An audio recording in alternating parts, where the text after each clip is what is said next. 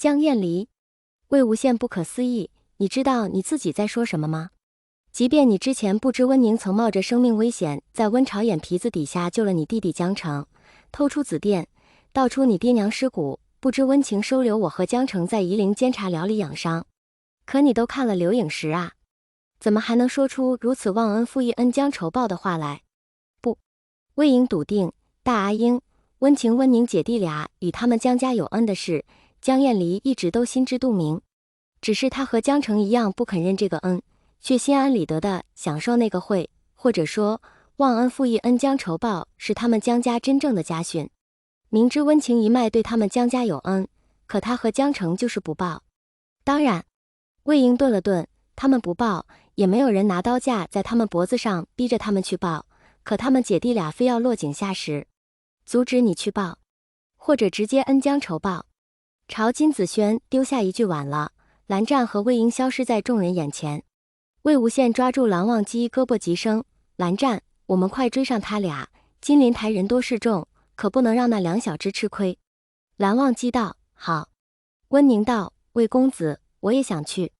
默了一瞬，魏无羡道：温宁，你留在这里保护萧前辈他们。温宁：魏公子，你是不是忘了萧前辈是化神期修士？心中如是想着，温宁嘴上却嗯了一声。蓝启仁见状：西尘，你也跟着去，不要让金氏之人伤了那两只小的。蓝曦臣道：是。大望县与蓝曦臣前后脚离开，金子轩忽然阴阳怪气的道：蓝先生，你应该担心我们金陵台才是，那俩修为可是元婴期，咱们修真界有谁能伤得了他们呢？蓝启仁道：金陵台又不是我蓝家的，老夫为何要担心？萧峰道：金子轩，你当萧某是死的，我徒弟和清衡君家小儿子由得你在背后编排。金子轩一慌：萧前辈，您误会了，晚辈没有编排令徒和小寒光君的意思。萧峰道：你当萧某是聋子？说着，萧峰一掌将金子轩打飞，一连大喊两声子轩，却得不到回应。江厌离眼泪啪嗒地看着萧峰：萧前辈，您把子轩打到哪里去了？萧峰道：想知道，你自己去找。于是江厌离跑出院落。聂怀桑摇着扇子，亲弟弟尸骨未寒，做姐姐的却迫不及待地跑去找不久前才抛弃他的负心汉。聂明觉瞪了一眼聂怀桑：就你话多。聂怀桑小声：大哥，不是怀桑话多，主要是江氏姐弟俩一直在刷新我的三观。聂明觉缄默半晌，他道：当初我怎么就觉得江丰棉为人还不错呢？蓝启仁道：哎。阿朱莞尔问道：蓝先生，你怎么唉声叹气起来？蓝启仁又叹了口气：老夫就是觉得自己识人不清。非也。阿朱道：这世上有些人就是会伪装，装的连他们自己都骗过了，我们外人又如何识清？尤其我们是当局者时。蓝启仁摇头：可老夫旁观也没旁观出个所以然来。顿了顿，蓝启仁道：只追求于表面，不去究其背后，惭愧啊。萧前辈、萧夫人、蓝先生。聂明觉向三人一一行礼，明觉和弟弟先行一步，去调查兰陵金氏炼尸场之事。萧峰道：赤峰尊，让温宁跟着你们一起去找炼尸场据点。聂明觉一愣，旋即道：多谢萧前辈。萧峰道：赤峰尊想谢的话，日后多多关照我这里的徒儿就行。聂明觉自然答应。聂怀桑：萧前辈，今日之事，怀桑一定让全修真界人都知道。聂家两兄弟和温宁离开，院落就剩下萧峰和阿朱以及蓝启仁还有江澄。只不过江澄是一具尸体，许是因为明天要办喜事，哪怕大晚上金陵台都是灯火通明。雨蓝湛悬在半空，魏婴俯视着忙前忙后的金氏下人，将灵力附在打狗棒上，一棍子打向金陵台台阶。金光善正被一群莺莺燕燕围着喝酒，外面忽然传来一声巨响，紧接着有弟子冲进来，手指着外面惶恐道：宗主，台阶，台阶，台阶。蹙着眉，金光善问：台阶怎么了？弟子道：塌了。金光善道：塌了找人去修。弟子道：可是来不及呀。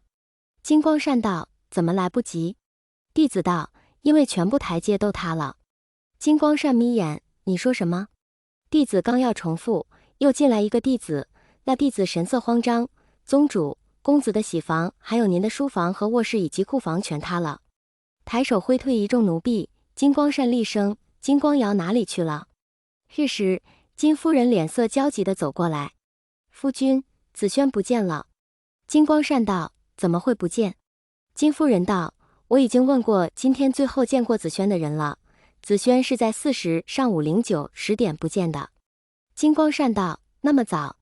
金夫人道：是啊，为了明天婚事，大家都忙忙碌碌的，根本没有留意子轩。要不是我担心子轩明天会紧张，去他房间，我也不知道子轩已经消失了那么久。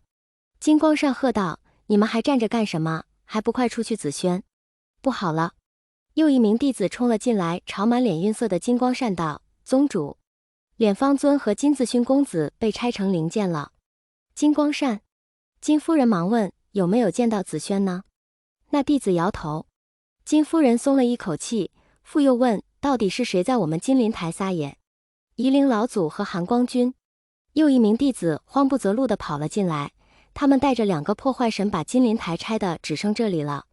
宗主，快逃吧！哪里逃？魏婴和兰战闪了进来。你们是？金光善问。魏婴道：我们是送金宗主你去见你们亲家公亲家母的人。金光善怒道：你们到底是谁？魏婴冷声：等你见了江风眠和于子渊，自然会知道。金光善道：来人呐！然而除了随金夫人一起过来以及跑进来传话的数十名弟子，根本没有其他人。金光善害怕了：2位小公子，我和你们无冤无仇，你们为何要？魏婴道：我们为何如此，金宗主不应该很清楚吗？你平日里不是最爱迫害和乱杀那些与你无冤无仇的人了？小魏婴，魏无羡走进来，你让开，金光善由我来收拾。魏婴侧身，没问题。于是魏无羡横笛在唇，招来一堆鬼，将金光善撕成碎片。看着这一幕的金夫人惶恐极了，她还是大着胆子向魏无羡打听他儿子下落。魏公子，金夫人牙齿打颤，你有没有见到子轩？魏无羡道：见到了。金夫人急声：他在哪？夷陵。